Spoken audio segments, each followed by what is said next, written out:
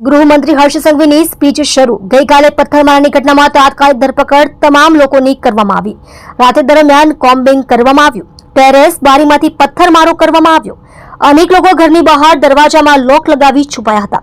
કોઈ અભરાઈ પર અથવા પડદા પાછળ છુપાયા હતા। ડ્રોન અને સીસીટીવીની મદદથી ઓળખ કરાઈ। કોઈ પણ બેગુનાહ વ્યક્તિને સજા ન થવી જોઈએ એ ધ્યાન રાખવા સૂચન કરાઈ।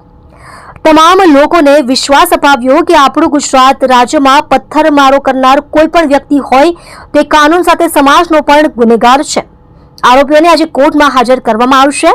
કોઈ પણ શાંતિ ડહોળાવવાનો પ્રયાસ કરનારને સાખી નહીં લેવાય। જે લોકો બાકી છે તેમને પણ પકડવામાં આવશે।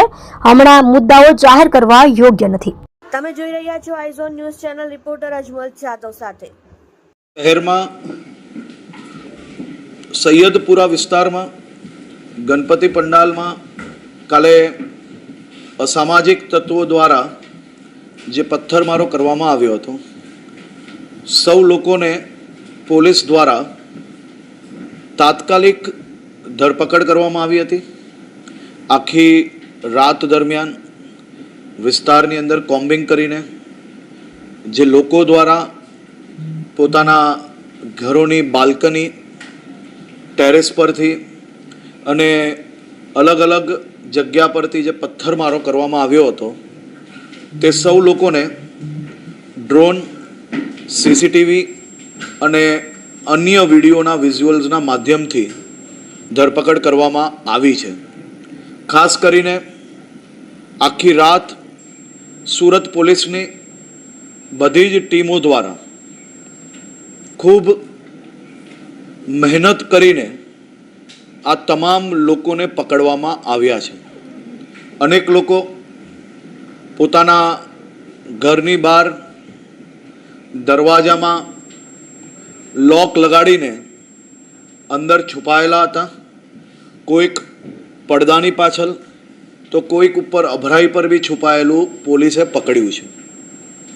આ બધા જ કિસ્સાને જોતા જોતા સાથે સુરત પોલીસને ખાસ સૂચન કરવામાં આવ્યું છે અને પોલીસ દ્વારા બી આ બાબતની ખૂબ જ ગંભીરતાપૂર્વક ધ્યાન આપવામાં આવ્યું છે કે પથ્થર મારનાર એ કોઈ બી વ્યક્તિ હોય એ માત્ર કાનૂની ગુનેગાર નથી, પરંતુ સમાજનો બી ખૂબ મોટો ગુનેગાર છે। પરંતુ એની સાથે સાથે પોલીસ કમિશનર શ્રી દ્વારા એમની આખી ટીમને પહેલાં જ ખાસ સૂચના આપવામાં આવી હતી અને આજે ફરી સૂચના આપવામાં આવી કે કોઈ બી વ્યક્તિ ભૂલથી બી એક બી બેગુનાહ વ્યક્તિ આમાં ફસાવો ના જોઈએ। સુરત શહેર પોલીસ ટીમ દ્વારા એ બાબતની બી ગંભીરતાપૂર્વક ધ્યાન રાખવામાં આવ્યું છે।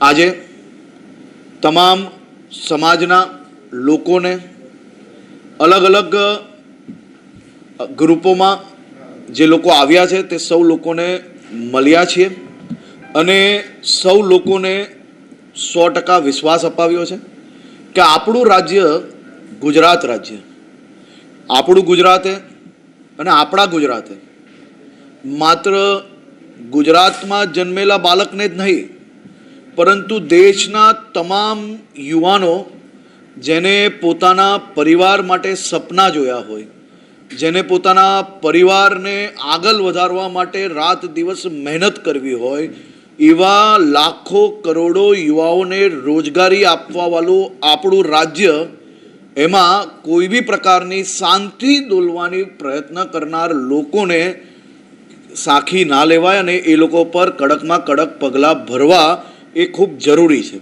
અને એ જ કાર્ય સુરત પોલીસ દ્વારા કરવામાં આવે છે। ગણપતિજીની પૂજા અર્ચના કરવું એ આપણા બધાનો હક છે। આપણા સૌની જીવાદોરી, આપણા સૌનું આસ્થાનું કેન્દ્ર એ ગણપતિજીની સ્થાપના 10 દિવસ માટે થતી હોય છે, પરંતુ મહિનાઓ પહેલાંથી અલગ અલગ મંડળો ગણપતિજીના આગમન માટે તૈયારીઓ કરતા હોય છે। લોકો પરિવારજનો જોડે જ્યારે ગણપતિજીના વિસર્જન થાય ને તો આંખોમાંથી આંસુ હોતા હોય છે। એવા સૌ ગણપતિ ભક્તો જે માત્ર ગણપતિજીની જે સ્થાપના કરે છે એ માત્ર પૂજા અર્ચના માટે નથી થતી, પૂજા અર્ચના જોડે એના જીવનની સૌથી મોટી આસ્થાનું કેન્દ્ર છે. અને આસ્થાના કેન્દ્ર જોડે જોડે એક વિષય પર જો ડિટેલ્ડ રિસર્ચ થાય તો એનો અંદાજો સૌ લોકોને આવશે. ગણપતિજીના પંડાલ બાંધવાવાળા કયા સમાજના